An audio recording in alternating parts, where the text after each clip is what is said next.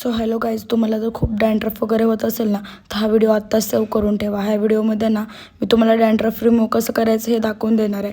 घरामध्ये आहे ना प्रत्येकाच्या मेथीदाणा असतोच. मेथीदाणा घ्या आणि मग मिक्सरला बारीक वाटून वगैरे घ्या.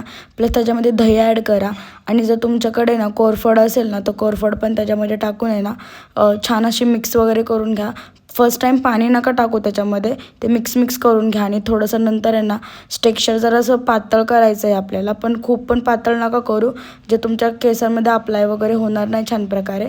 प्लस विटॅमिन टीची टॅबलेट घेऊन यायची आहे, तो मेडिकलमध्ये भेटते ती. सो ते घेऊन आल्यानंतर आहे ना त्याला 10-15 मिनटं आहे ना टाकून चांगलं मुरत घाला. 15 ते 20 मिनटं ठेवा आणि ते छान असं तुमच्या हेअरला अप्लाय करून घ्या. ते अप्लाय एकदा छान असं केलं ना तुम्ही ऑइल लावता ना त्या हिशोबाने तुम्ही अप्लाय करून घ्या. आणि अप्लाय झाल्यानंतर आहे ना छान असे केस आहेत ना पूर्ण पाटून वगैरे हेअर आहेत ना एकदम गच्च बांधून ठेवा.